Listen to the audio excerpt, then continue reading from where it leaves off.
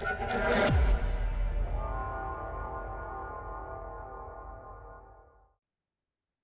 Guys, మనం previous వీడియోలో database ఎలా క్రియేట్ చేయాలి, తర్వాత టేబుల్ ఎలా క్రియేట్ చేయాలి అనేది చూసాం.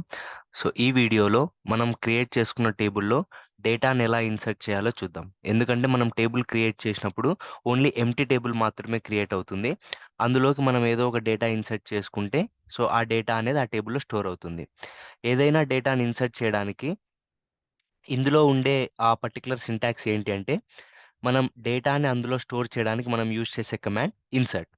So insert into table name, ఏదైతే టేబుల్లోకి డేటా ఇన్సర్ట్ చేయాలనుకుంటున్నామో ఆ టేబుల్ నేమ్ ప్రొవైడ్ చేసి వాల్యూస్, అంటే మన టేబుల్లో చాలా కాలమ్స్ ఉంటాయి. మనం ఎగ్జాంపుల్గా అకౌంట్ తీసుకున్నాం కాబట్టి అకౌంట్ నెంబర్, అకౌంట్ నేమ్, ఇలా ఆ పర్టికులర్ ఏవైతే కాలమ్స్ ఉంటాయో ఆ కాలమ్స్లో మనం స్టోర్ చేయాలనుకున్న వాల్యూని ప్రొవైడ్ చేస్తాం. సో దీన్ని మనం ఎలా క్వెరీ రూపంలో రాసి ఆ డేటాని ఇన్సర్ట్ చేస్తారో ప్రాక్టికల్గా చూద్దాం. సో ఇక్కడ మనకు ఒక టేబుల్ ఉంది, అకౌంట్. అకౌంట్ టేబుల్లో account number, name, balance, phone number, location, ఇలా 5 కాలమ్స్ ఉన్నాయి. ఈ కాలమ్స్లోకి మనం డేటా ఎలా ఇన్సర్ట్ చేస్తామో క్వెరీ ద్వారా చూద్దాం. సో ఫస్ట్ ఇన్సర్ట్ అనే కమాండ్ యూజ్ చేసి ఇంటూ టేబుల్ నేమ్ వచ్చేసి అకౌంట్ కాబట్టి అకౌంట్ వాల్యూస్, మనం ఏమైతే వాల్యూస్ ఇన్సర్ట్ చేయాలనుకుంటున్నామో ఆ వాల్యూస్ని ఇక్కడ ప్రొవైడ్ చేయాలి. అకౌంట్ నెంబర్ 1001 ఎగ్జాంపుల్కి తీసుకుంటే, and account name Rahul.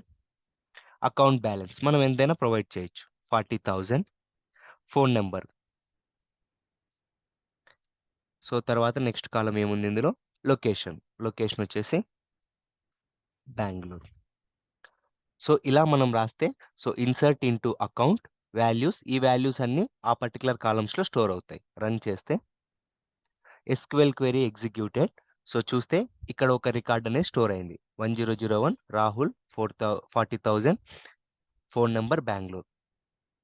So ఇలాగే మనం ఇంకొక ఏదైనా రికార్డ్ ఇన్సర్ట్ చేయాలనుకుంటే సో ఇంకొక ఇన్సర్ట్ కమాండ్ రాయొచ్చు, insert into account values 1002 Virat 60,000, 1 2 3 4 5 6 7 8 9 0, then Bengaluru.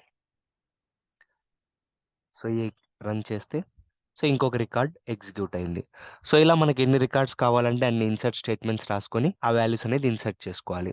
And ఇక్కడ మనం తీసుకోవాల్సినటువంటి మెయిన్ రూల్ ఏంటంటే, ఏదైతే కాలం ఉంటుందో account number, account name, so వాటి డేటా టైప్స్ నంబర్ అయితే నంబర్, క్యార్ అయితే క్యారెక్టర్స్, నంబర్ అయితే నెంబర్, సో ఆ పర్టికులర్ థింగ్స్నే మనం ఆ కాలమ్స్లో పాస్ చేయాలి. అప్పుడే మనకు ప్రాపర్గా స్టోర్ అవుతుంది.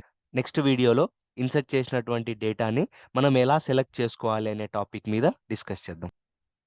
Please like this video, comment if you have any doubts, and don't forget to subscribe my channel. Thank you.